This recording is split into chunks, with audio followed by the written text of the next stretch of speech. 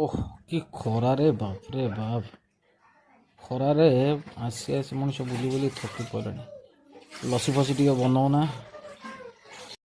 पतिदेवଙ୍କର फरमाइश शुणी ମୁଁ ତ ଚାଲିଲି ଲସି ବନେଇବା ପାଇଁ। ଆପଣ ବି ଥରେ ଏମିତି ଲସି ବନାନ୍ତୁ, ବହୁତ ଟେଷ୍ଟି ରାବିଟ୍ ଲସି। ତ ଏଥିପାଇଁ ମୁଁ ନେଇଥିଲି ଦହି, ରାବିଟ୍, ଚକୋଲେଟ୍ ସିରମ୍, ଚେରି, କାଜୁ, କିସମିସ୍, ବୋର୍ଣ୍ଣଭିଟା ଆଉ ନଡ଼ିଆକୁ ମୁଁ ଏଇଠି କୋରି ନେବି।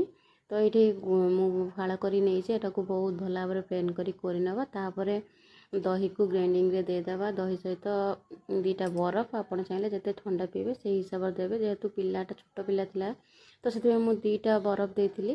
ତାପରେ ଆପଣ ସ୍ୱାଦ ଅନୁସାରେ ଚିନି ଦେବେ ଆଉ ରାବିଡ଼ି 1 ଚାମଚ 2 ଚାମଚ ଦେଇକି, ଆଉ ଗ୍ଲାସ୍କୁ ସଜାଇବା ପାଇଁ ଚକୋଲେଟ୍ ସିରମ୍ ତ ନିହାତି ଦେବେ, ବହୁତ ସୁନ୍ଦର ଦେଖାଯିବ ଆଉ ବହୁତ ଭଲ ବି ଲାଗିବ।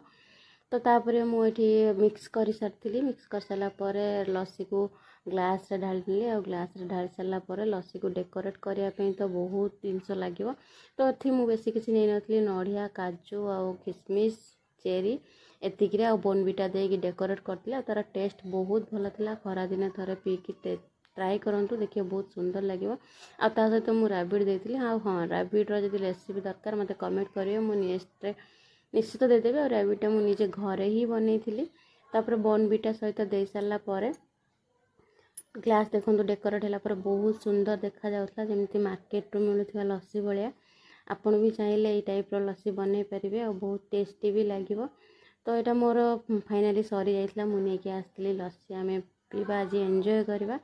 ତା ସହିତ ମୁଁ ଫାଷ୍ଟ ସ୍ୱାମୀଙ୍କୁ ଧରିଥିଲି, ଯେହେତୁ ତାଙ୍କର ଫରମାଇଶ ଥିଲା ଲସି ପିଇବାର।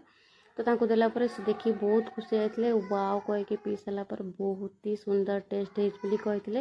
ତା ସହିତ ମୁଁ ବି ଟିକେ ଟେଷ୍ଟ କଲି, ଦେଖିବା କେମିତି ଲାଗୁଛି। ସତରେ ବହୁତ ଭଲ ଲାଗୁଛି। ରହିଲି, ଜୟ ଜଗନ୍ନାଥ।